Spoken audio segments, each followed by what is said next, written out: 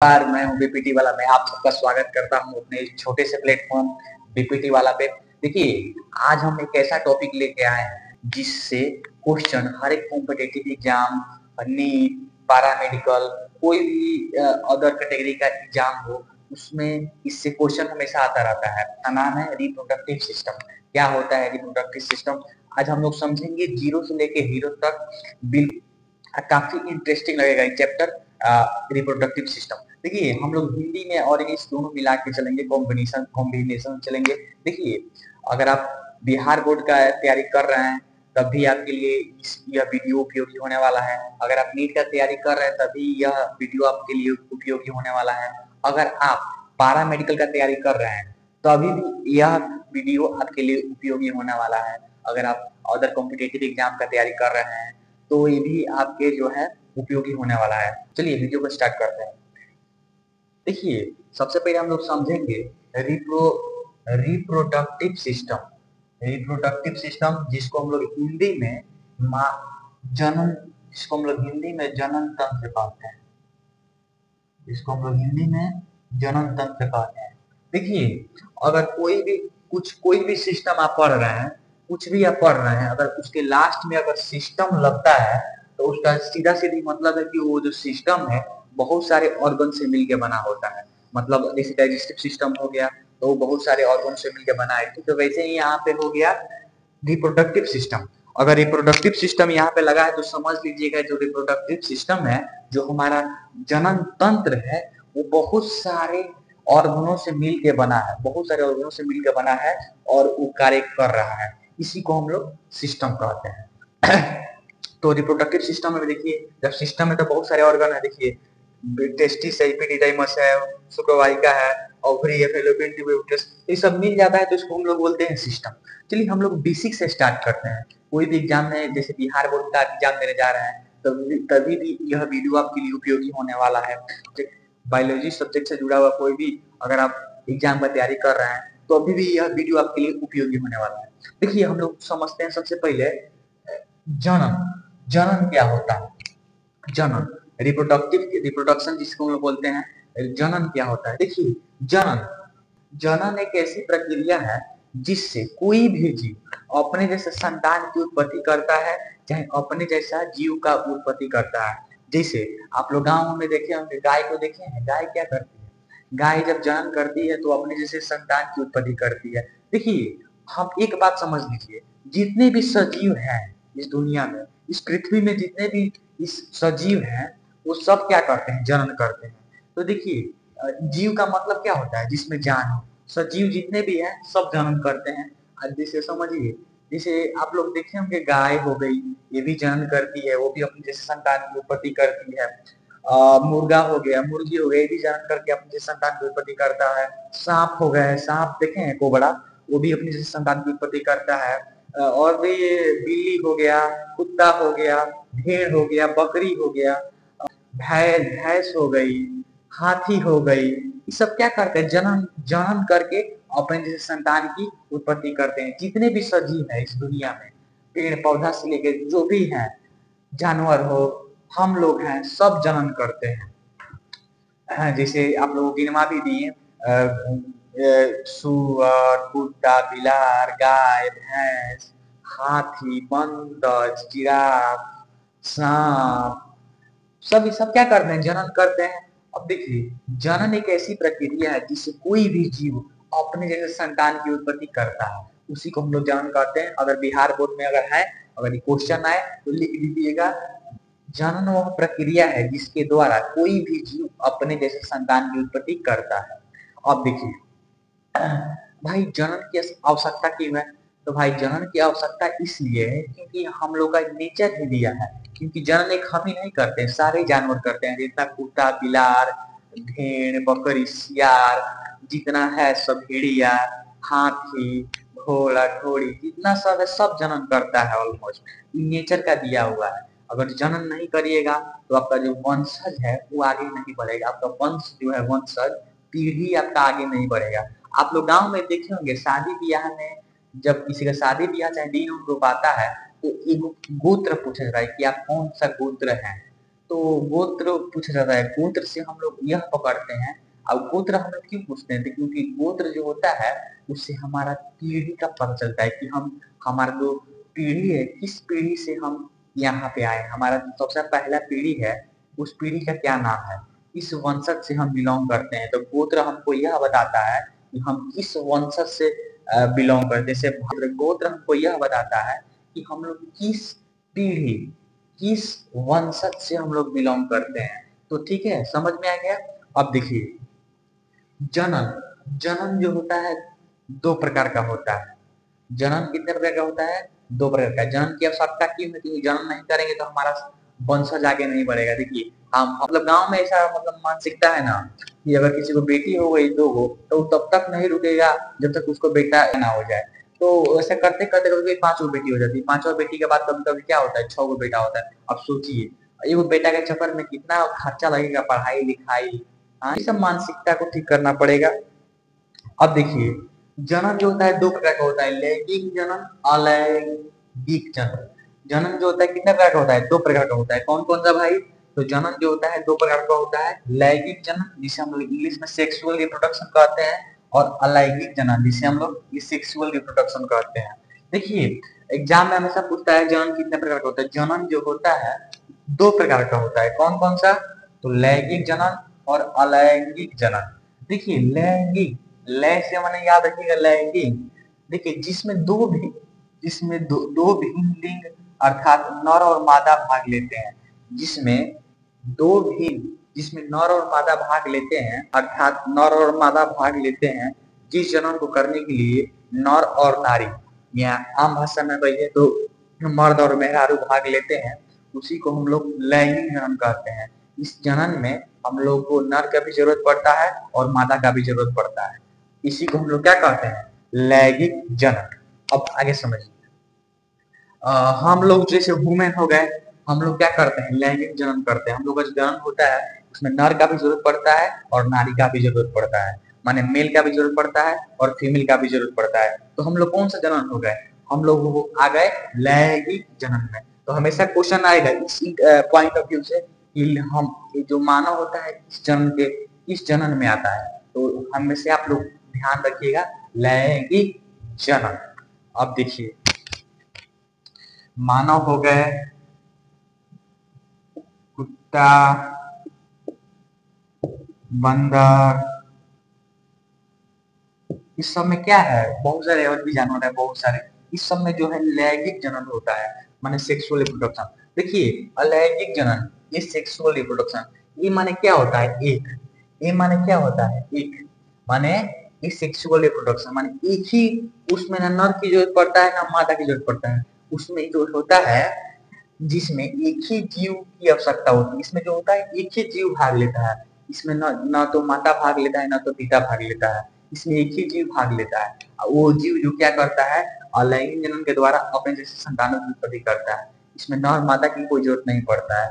इससे जो संतानें उत्पन्न होती है अलैंगिक जनन से, वो बिल्कुल अपने पीढ़ी के टू कॉपी होती है।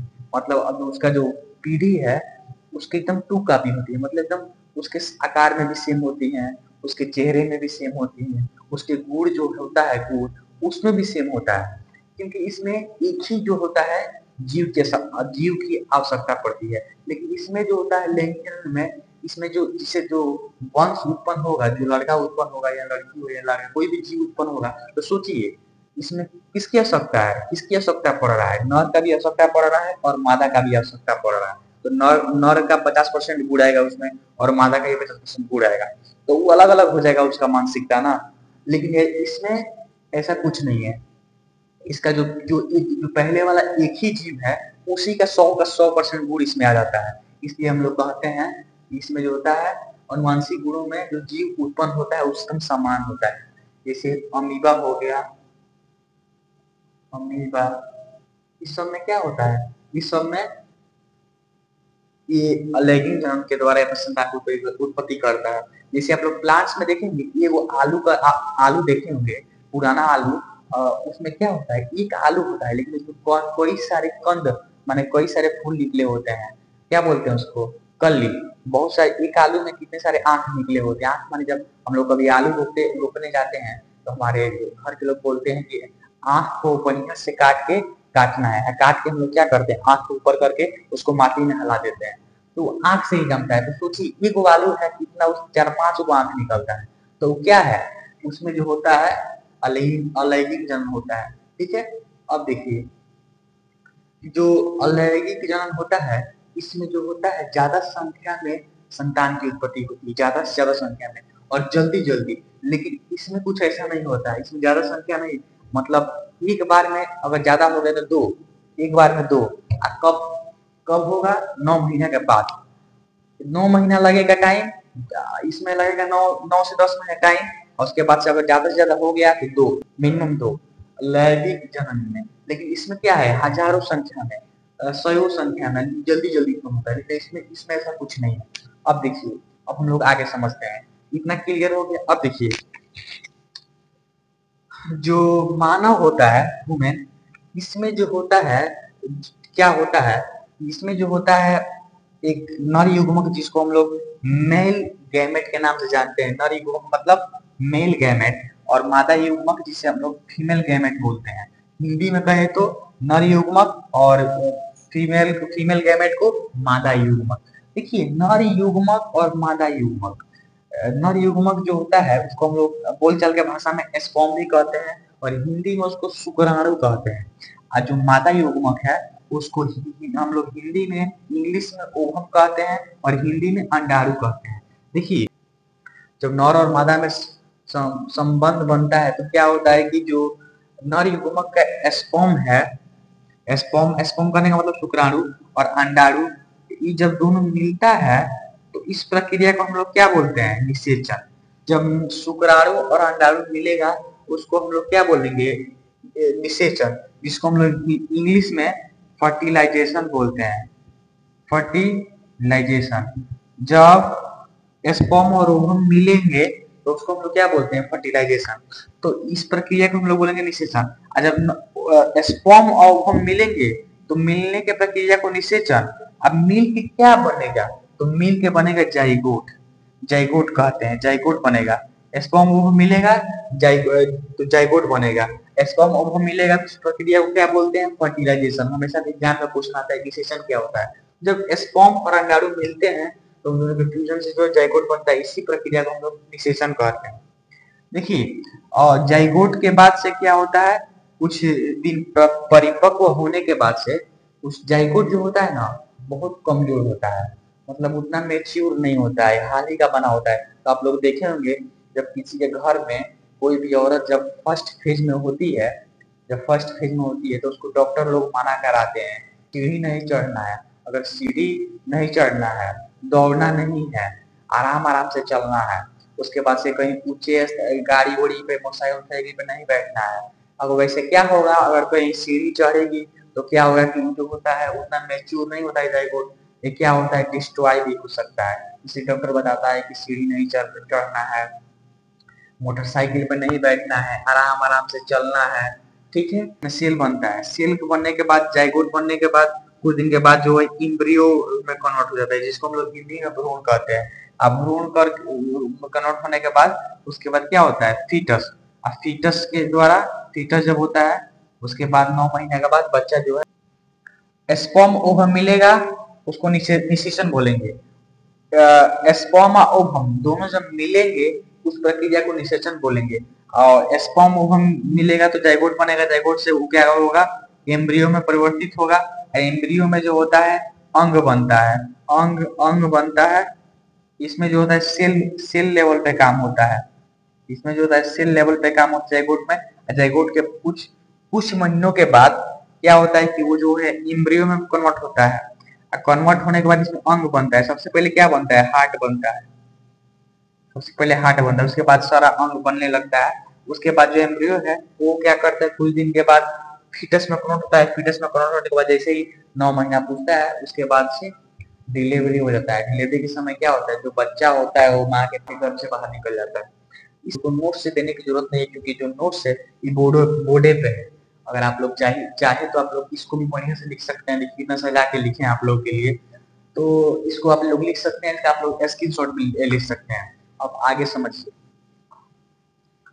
देखिए अब आगे देखिए, हम लोगों में जो होता है इंटरनल फर्टिलाइजेशन होता है। इंटरनल फर्टिलाइजेशन करने का मतलब आंतरिक निषेचन, मतलब अंदर करने का मतलब है कि जो हमारा बॉडी है इसके अंदर, माने हम लोग का अंदर करने का मतलब क्या होता है, फेलोपियन ट्यूब में जो होता है निषेचन होता है, तो हम लोग के अंदर, ठीक है।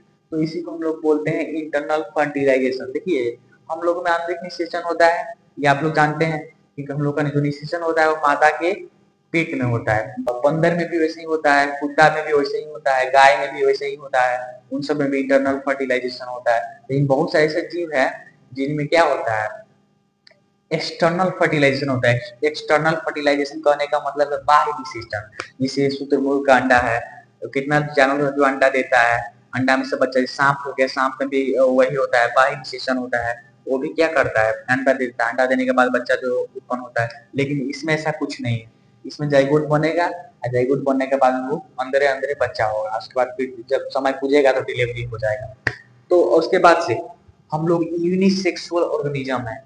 यूनिसेक्सुअल कहने का मतलब जो हमारा सेक्सुअल ऑर्गन है वो नर और मादा में अलग, इंडिविजुअल में एक ही जो होता है लिंग पाया जाता है, जैसे इंडिविजुअल में एक ही पाया जाता है, ठीक है। तो इसीलिए एक में जब एक पाया जाएगा तो हम लोग एक लिंगी सराई है, मतलब जो नर है उसमें एक पाया जाएगा जिसे हम लोग नर जनन तंत्र बोलेंगे। जो फीमेल है उसमें एक पाया जाएगा जिसे हम लोग फीमेल रिप्रोडक्टिव सिस्टम, जिसे माता जनन तंत्र बोलेंगे, इसलिए हम लोग को एक लिंगी कहा जाता है, ठीक है। अब देखिए, अब हम लोग समझेंगे रिप्रोडक्टिव सिस्टम। देखिए ह्यूमन रिप्रोडक्टिव सिस्टम हम समझेंगे। देखिए ह्यूमन रिप्रोडक्टिव जो सिस्टम है, इसमें सबसे पहले आता है कौन सा, बताया नहीं आपको, नर जनन अंग और मादा जनन अंग, ठीक है। नर जनन अंग और मादा जनन अंग। अब देखिए मेल, देखिए जो नर जनन तंत्र है, नर जनन अंग है, हम लोग जिससे हम लोग नर है, तो नर है तो हम लोग में क्या क्या पाया जाता है। अब देखिए नर में जो होता है वो पाया जाता है, देखिए टू दो गो ब्रीशर पाया जाता है, जिसे हम लोग इंग्लिश में टेस्टिस के नाम से जानते हैं। जो ब्रीशर होता है उसको हम लोग टेस्टिस के नाम से जानते हैं। कभी कभी देखे हैं, लेकिन ब्रीशर जो होता है बहुत खतरनाक चीज होता है। कभी कभी हम लोग क्रिकेट उर्केट खेलते थे पहले, तो क्या हुआ कि वो मेरा दोस्त था, उसको क्या हुआ कि ऐसा सामने वाला जो था उसका दुश्मन था, ऐसा बॉलिंग कराया वो, जाके उसको ब्रीशर जो है टेस्टिस, उसी पे जाके उसको चोट लग गया। और चोट लगा तो गिर के एकदम नाच के रह गया वो जवान। कैसे कैसे वो रोया नहीं, लेकिन खेप गया, लेकिन पूरा एकदम अंदर अंदर एक घिरनी काट गया, अंदर अंदर नाच के रह गया वो एकदम। तो हम लोग उसका किए हाथ एकदम, देखिए अगर किसी को चोट लगे ना टेस्टिस पे, तो उसको हिलना नहीं चाहिए, उठना नहीं चाहिए, जिस पोजीशन में उसी पोजीशन में एकदम एकदम उसी पोजीशन में आप लोग स्टेबलाइज हो जाइए, उसी पोजीशन में एकदम रखिए 10 मिनट तक, तब भी ठीक होता है। बहुत तेज पेन होता है, बहुत शार्प पेन होता है। और किसी को गलती से अगर ब्रीशर पे टेस्टिस पे चोट लग जाए, बहुत तेज दर्द करता है, क्योंकि यहाँ पे हाईली सेंसिटिव एरिया होता है, हाईली सेंसिटिव एरिया होता है। तो इससे हमेशा कभी क्रिकेट उर्केट खेलने चाहिए तो हमेशा इसको हमेशा बचा के रखिए, ठीक है। अब देखिए जो टेस्टिस होता है ये हमारे अंदर दो पाया जाता है, ब्रीशर के ऊपर पाया जाता है अधिब्रीशर, जिसको हम लोग इंग्लिश में इपिडिडाइमस कहते हैं। शुक्रवाहिनी, जिसे हम लोग इंग्लिश में बास डिफेंस कहते हैं। उसके बाद से है शुक्राशय, शुक्राशय जिसे हम लोग इंग्लिश में सेमिनल वेसिकल्स कहते हैं। और जो तीसरा है, चौथा पांचवा है वो है मूत्रमार्ग, जिसे हम लोग यूरेथ्रा कहते हैं। आप लोग नाम सुने होंगे, केटी में पढ़ाए आप लोग को। और जो पांचवा छवा है उसको हम लोग बोलेंगे सीसन, जिसे हम लोग इंग्लिश में पेनिस कहते हैं। अब देखिए इस सब का हम लोग काम एक एक करके समझेंगे। तो देखिए समझिए, अब देखिए जो हमारा टेस्टिस है, टेस्टिस जिसे हम लोग हिंदी में वृषण कहते हैं, इसका जो काम है वो क्या है, तो उसका जो काम है ये है टेस्टिस, जो हमारा अंडा अंडा अंडा को टाइप का होता है, अंडा को टाइप एवं शेप में होता है, दो को होता है, जो हमारे दोनों जंघाओं के बीच में स्थित होता है। जो टेस्टिस होता है हमारे दोनों जंघाओं के बीच में स्थित होता है, दोनों जंघाओं के बीच में स्थित होता है। इसका जो काम होता है क्या करता है, शुक्राणु को बनाता है, स्पर्म बनाता है, और जिसे हम लोग शुक्राणु को बनाता है, ठीक है। और इसका क्या काम है टेस्टिस का, तो ये हमारा टेस्टोस्टेरोन हार्मोन को भी क्या करता है, बनाता है। ये हमारे टेस्टोस्टेरोन हार्मोन को भी क्या करता है, बनाता है या स्थिर करता है। ठीक है, देखिए जो टेस्ट हमेशा क्वेश्चन इसी पॉइंट ऑफ व्यू पे आएगा कि जो स्पर्म होता है वो कहाँ बनता है। तो आप लोग हमेशा याद रखिएगा, स्पर्म जो होता है टेस्टिस में बनता है, और टेस्टिस में बनता है स्पर्म, खटक बिना मार दीजिएगा, टेस्टिस। स्पर्म होता है हमेशा टेस्टिस में बनता है, जिससे हम लोग वृषण कहते हैं। शुक्राणु कहाँ बनता है, वृषण। शुक्राणु बनता है टेस्टिस। देखिए, और ये जो होता है टेस्टोस्टेरोन हार्मोन को भी क्या करता है, बनाता है। टेस्टोस्टेरोन हार्मोन का हम लोगों में इतना रोल है कि पूछिए मत। देखिए, हम लोग का जो हाथ होता है इसीलिए चौड़ा होता है। हम लोग महिलाओं की अपेक्षा ज्यादा मजबूत होते हैं। क्यों मजबूत होता है, क्योंकि एक तरह से टेस्टोस्टेरोन भी हम लोग होता है। टेस्टोस्टेरोन क्या करता है, टेस्टोस्टेरोन का अगर लेवल बढ़ जाएगा तो आदमी का हाथ चौड़ा होता है। टेस्टोस्टेरोन जब होता है हमारे 12 साल के जब हम लोग होते हैं तो इसका जो सिक्रीशन ज्यादा होने लगता है, जिससे हम लोग के दाढ़ी आने लगता है, मूछ आने लगता है। हम लोग का जो लाइरिंग्स होता है इसमें एकदम टाइट साउंडनेस, हार्डनेस साउंड हमारा जो होता है लाउडली आने लगता है, हार्ड साउंड आने लगता है। छाती पे बाल आने लगते हैं, उसके बाद से बहुत सारे कान में बाल आने लगते हैं, ये टेस्टोस्टेरोन के कारण। देखिए, देखिए जब लड़का हो या लड़की, जब 12 साल का जब हो जाता है, लड़का हो या लड़की, जब वो 12 क्रॉस करता है, क्या होता है इसमें कुछ परिवर्तन होने लगता है। जैसे लड़का हो तो 12 साल का हो जाएगा तो उसको हम लोग किशोर अवस्था कहते हैं। उसमें क्या होता है, उसमें स्पर्म का ट्रांसफॉर्मेशन ज्यादा होने लगता है। उसके बाद क्या करता है, उस समय जो लड़का होता है लाल पीला हरा चक्कर पकड़ जाते करने लगता है। तीसरा चीज उसमें जो होता है किशोर 12 वर्ष का जब लड़का होता है जिसमें दाढ़ी आने लगता है, मूछ आने लगता है, जो आवाज होता है थोड़ा टाइट टाइट होने लगता है, साउंड लाउडली होने लगता है, बाल उल आने लगता है छाती सीना पे। यही सब बात है। अब देखिए, जो टेस्टिस होता है उसका सुरक्षा प्रोवाइड कौन करता है, स्क्रोटम। स्क्रोटम क्या होता है, जो टेस्टिस को सुरक्षा प्रोवाइड करता है। तो हमसे याद रही, टेस्टिस जो स्पर्म बनाता है, टेस्टोस्टेरोन को भी निकालता है। स्क्रोटम जो होता है टेस्टिस को क्या करता है, सुरक्षा प्रोवाइड करता है। जो टेस्टिस होता है उसके ऊपर लगा रहता है स्क्रोटम। अब देखिए, आगे समझिए, इपिडिडाइमस। अब इपिडिडाइमस क्या होता है, तो देखिए इपिडिडाइमस का मतलब होता है अधिवृषण, मतलब वृषण के ऊपर अधिवृषण। ये क्या करता है, ये क्या किया, स्पर्म को बना दिया। तो स्पर्म को बना दिया तो कोई चाहिए ना जी जो उसको स्टोर करके रखे। तो स्टोर करने का जो काम है वो करता है हमारा इपिडिडाइमस, स्पर्म को स्टोर करता है।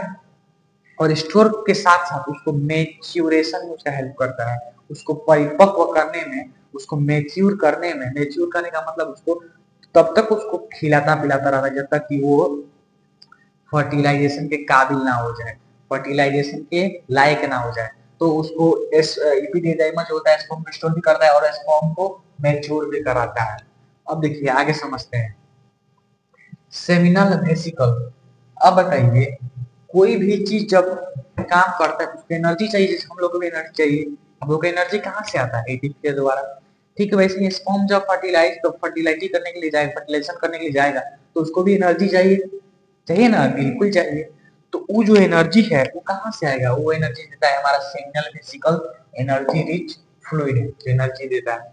अब आगे समझिए, आगे है वास्ट डिफेंस, जिसको हम लोग हिंदी में शुक्रवाहिनी कहते हैं, शुक्रवाहिनी कहते हैं। वाहिनी का मतलब क्या कहता है, तो कुछ ना कुछ लेके जाता है, वाहन करता है। वाहन मतलब क्या होता है, जो चलता फिरता है। वाहिनी मतलब क्या होता है, शुक्राणु। शुक्रवाहिनी मतलब शुक्राणु को जो लेके, शुक्राणु का जो वाहन करता है, वाहन करता है। शुक्राणु वाहन मतलब शुक्राणु को एक जगह से लेकर दूसरी जगह ले जाता है, उसी को हम लोग शुक्रवाहिनी कहते हैं। देखिए, इपिडिडाइमस क्या होता है, देखिए ये हमारा हो गया वृषण या विवृषण। तो देखिए ये जो है इपिडिडाइमस दिख रही है, ये क्या करता है कि स्पर्म को जो होता है इपिडिडाइमस से देखिए वृषण से अधिवृषण से इपिडिडाइमस से लेके यहाँ से हमारे स्पर्म को लेके और ले जाके हमारा यूरेथ्रा को दे देता है। और यूरेथ्रा के द्वारा जो है स्पर्म हमारा बाहर निकल जाता है। तो ये शुक्रवाहिनी का काम क्या है, जो स्पर्म को उठा ले एपिडिडाइमस से लेके और यूरेथ्रा तक पहुंचा देता है। बस इसका काम है पहुंचाना। क्या करेगा, स्पर्म को एपिडिडाइमस से लेगा और यूरेथ्रा तक लेगा, पहुंचा देगा। अब आगे समझिए, अब देखिए, अब समझिए यूरेथ्रा। यूरेथ्रा क्या होता है, देखिए यूरेथ्रा एक कॉमन पाथवे जिससे यूरिन भी निकलता है और हमारा एस्पर्म भी निकलता है। ठीक है।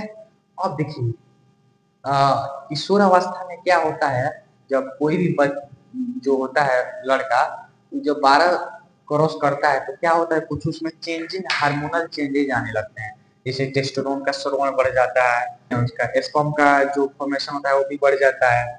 उसके बाद उम्र ज्यादा लगता है लाल पीला हरा चक्कर पकड़ करने। चौथा जो सबसे बड़ी बात है, उसका जो साउंड होता है उसमें लाउडनेस एंड हार्डनेस आने लगता है। उसका जो बोन होता है चौड़ा होने लगता है। और छठवां सबसे जरूरी चीज की उसके दाढ़ी आने लगता है, मूछ आने लगता है, नाक में बाल आने लगता है। ये सब चीज है। उसके बाद हमारा जो मेल बात समझिए, ठीक वैसे ही उसको हम लोग किशोर अवस्था कहते हैं। ठीक वैसे ही लड़की सब में भी होता है, जब लड़का लड़की जो भी है फीमेल, वो जब 12 पर क्रॉस करती है तो उसमें एक चक्र चलता है जिसे हम लोग मासिक चक्र कहते हैं। समझ लिए। अब हम लोग चलते हैं फीमेल रिप्रोडक्टिव सिस्टम पे। मादा जनन तंत्र। देखिए जो मादा जनन अंग है, ये क्या, इसमें कौन कौन सा अंग पाया जाता है भाई, तो 2 अंडाशय जिसे हम लोग ओवरी ओवरी ओवरीज कहते हैं। 2 ओवरी पाए जाते हैं जिसको हम लोग हिंदी में अंडाशय कहते हैं। 2 फेलोपियन नलिकाएं पाई जाती है जिसको हम लोग हिंदी में फेलोपियन ट्यूब बोलते हैं। 2 अंडाशय, 2 फेलोपियन ट्यूब और एक यूटेरस जिसको हम लोग हिंदी में गर्भाशय बोलते हैं। और एक होता है वेजाइना होता है जिसे हम लोग यूनि बोलते हैं। एक होता है वल्वा। देखिए 2 ओवरी, 2 फैलोपियन ट्यूब और यूटेरस वेजाइना, ये थी वल्वा। देखिए इसमें सबसे ओवरी होता है, इसमें क्या होता है कि ऐसे रहता है, जैसे ऐसे रहता है, इनफंडिबुलम से जुड़ा रहता है, ये ओवरी रहता है। उसमें क्या होता है कि एक अंडा दोनों में से एक महीना बाद इसमें निकलेगा तो एक महीने बाद इसमें निकलेगा, मतलब लाइन बाय लाइन निकलता रहता है। ओवरी क्या है ना, एक अंडों का समूह होता है जो बनता है ओवरी के अंदर। तो ओवरी में क्या बनेगा, ओवम। ओवम जो होता है जिसे हम लोग हिंदी में एग बोलते हैं, अंडा। अंडा कहाँ से बनता है, तो ओवम, ओवरी में। ओवम, ओवरी से क्या निकलेगा, ओवम, जिसे हम लोग अंडा बोलते हैं। और ओवरी का एक और काम है, यहाँ से एस्ट्रोजन एंड प्रोजेस्टेरोन हार्मोन निकलता है। एस्ट्रोजन के कारण यह जो होता है, महिलाओं को देखेंगे उनके जो चेहरा होता है उस पर बाल नहीं आता है, चेहरे पे जो होता है दाढ़ी मूछ नहीं आता है, क्योंकि एस्ट्रोजन होता है। और उसके कारण उन लोगों का जो शरीर होता है, बॉडी, वो क्या मुलायम होता है, इसी कारण एस्ट्रोजन के कारण, एस्ट्रोजन और प्रोजेस्टेरोन के कारण। और उनका जो, ठीक है, कोई फीमेल लोग अगर 12 साल की उम्र में जाती है उसको हम प्यूबर्टी बोलते हैं। उस अवस्था को हम लोग प्यूबर्टी बोलते हैं। उसमें क्या होता है कि उसमें से मेंस्ट्रुअल साइकिल स्टार्ट होता है, जब उसके बाद से जो उसका दाढ़ी मुछाना बंद हो जाता है, उसके बाद स्तनों में काफी उभार आता है। उसके बाद से जो है विपरीत लिंग वालों के प्रति आकर्षण बढ़ जाता है। अगर लड़का है तो लड़की के प्रति आकर्षण बढ़ेगा, लड़की है तो लड़का के प्रति आकर्षण बढ़ेगा। अब देखिए, अब आगे समझते हैं। जो ओवरी है, ओवरी का काम क्या है, ओवम, ओवम निकालेगा और एस्ट्रोजन और प्रोजेस्टेरोन को भी बनाता है। फेलोपियन ट्यूब हमेशा क्वेश्चन पूछता है, फेलोपियन ट्यूब, इसका क्या काम है, हमेशा पूछेगा निषेचन कहाँ होगा, निषेचन होगा फेलोपियन ट्यूब में। फर्टिलाइजेशन कहाँ होगा, फर्टिलाइजेशन मान निषेचन, निषेचन कहाँ होगा, तो निषेचन हमेशा होगा कहाँ, निषेचन होगा फेलोपियन ट्यूब में। अब देखिए फेलोपियन ट्यूब का काम क्या है, वहां पे निषेचन होता है। निषेचन होने के बाद क्या होता है कि जाइगोट जब बनेगा तो वो चल जाएगा कहाँ, हमारा यूटेरस में। यूटेरस में जाके वो दीवार से चिपक जाएगा और वहीं पे जो है यूटेरस से भ्रूण, भ्रूण से फिटस बन के बच्चा बन के और वो बाहर निकल जाएगा। तो देखिए यूटेरस, यूटेरस जिसे हम लोग हिंदी में गर्भाशय कहते हैं, गर्भाशय, गर्भाशय, और बोलचाल के भाषा में बच्चेदानी कहते हैं। देखिए इसमें जो होता है जाइगोट, जाइगोट, इसमें जो होता है यही में बच्चा बनता है। निषेचन कहाँ हुआ, फेलोपियन ट्यूब में। बच्चा कहाँ बनेगा, यहाँ बनता है जाइगोट, जाइगोट से बनेगा भ्रूण और भ्रूण से बनेगा फीटस, फीटस बनेगा। जैसे ही 9 मंथ होगा क्या होगा, डिलीवरी के बाद बच्चा जो है बाहर निकल जाएगा माँ के गर्भ से। तो समझ में आ गया ये, इसका काम क्या है, यूट्रस, जाइगोट, जाइगोट से एम्ब्रियो, एम्ब्रियो से फीटस। अब देखिए योनि, जिसको हम लोग भेजाइना भी बोलते हैं इसमें। ये भेजाइना क्या होता है, सबसे मेन ऑर्गन होता है। ये क्या करता है, तो संबंध बनता है जब नर और मादा में, तो इसमें क्या करता है, स्पर्म को ग्रहण करता है। इसी के माध्यम से स्पर्म जो है हमारे फीमेल के बॉडी में जाता है, इसी के माध्यम से, वेजाइना के माध्यम से। तो ये वो माध्यम है जिससे स्पर्म जो है हमारा फेलोपियन ट्यूब के पास जाता है। इसको बर्थ केनाल ही बोलते हैं। बर्थ केनाल हमेशा क्वेश्चन पूछा है, बर्थ केनाल किसको बोलते हैं, तो वेजाइना को बोलते हैं। क्योंकि बर्थ केनाल इसलिए बोलते हैं क्योंकि इसी के द्वारा जो है बच्चा जो है माँ के गर्भ से बाहर आता है। ठीक है, 9 मंथ जब कुछ किसी भी महिला का पूछता है तो माँ जो बच्चा होता है इसी के माध्यम से जो होता है बाहर आता है। तो अब देखिए मासिक चक्र के दौरान भी ब्लड इसी से आता है वेजाइना के थ्रू। अब देखिए अब ये सब समझ में आ गया। और एक बात और, इसको हम लोग नोट्स के माध्यम से को देखिए पॉइंट बाय पॉइंट लिखे हैं। तो आप लोग इसको क्या कीजिएगा, कॉपी पेज लेके इसको आप लोग नोट डाउन कर लीजिएगा, चाहे आप लोग इसका स्क्रीनशॉट ले लीजिएगा। ठीक है, अब देखिए आगे हम लोग समझते हैं वेस्कोटोमी और ट्यूबोकोटोमी। वेस्कोटोमी की क्या होता है और ट्यूबेकोटोमी क्या होता है। वेस्कोटोमी और ट्यूबेकोटोमी, देखिए वेस्कोटोमी मतलब पुरुष नसबंदी और ट्यूबेकोटोमी मतलब स्त्री नसबंदी। देखिए पुरुष नसबंदी उतना सुनने को नहीं मिलता है, लेकिन स्त्री नसबंदी जो है ज्यादातर सुनने को मिलता है। इसमें होता क्या है कि जो हमारा ट्यूबेकोटोमी स्त्री नसबंदियन होता है, फेलोपियन ट्यूब होता है जहाँ से अंडा जो है, फेलोपियन ट्यूब जो होता है जहाँ से ओवरी से अंडा निकल के वो हमारा जाता है कहाँ, फेलोपियन ट्यूब में जो हमारा अंडा जाता है ओवरी से जो अंडा निकल के फेलोपियन ट्यूब में जाता है, तो क्या किया जाता है उसको पीछे में से काट के उसको धागा से बांध दिया जाता है। जब धागा से बांध जाएगा तो ओवरी से जो है ओभा फेलोपियन ट्यूब में जाएगा ही नहीं। तो निषेचन कैसे होगा, निषेचन करने के लिए हमेशा ध्यान दीजिएगा मेल गैमेट का भी होना जरूरी है, फीमेल गैमेट का भी होना जरूरी है। तो ये जब फीमेल गैमेट ही नहीं रहेगा, फीमेल का जो अंडा है, एक सेल है, जो ओवम है, वो जब एगे नहीं करेगा फेलोपियन ट्यूब में तो निषेचन कैसे होगा। तो क्या कहते हैं उसको बीच में से काट के फेलोपियन ट्यूब को और बीचों बीच काट के उसको क्या किया जाता है, डोरा से बांध दिया जाता है। उसी को हम लोग क्या कहते हैं, नसबंदी कहते हैं, महिला नसबंदी। नसबंदी के बाद से संबंध तो बनेगा लेकिन निषेचन नहीं होगा, क्योंकि ओभा जो है निकल के नहीं करेगा फेलोपियन ट्यूब में।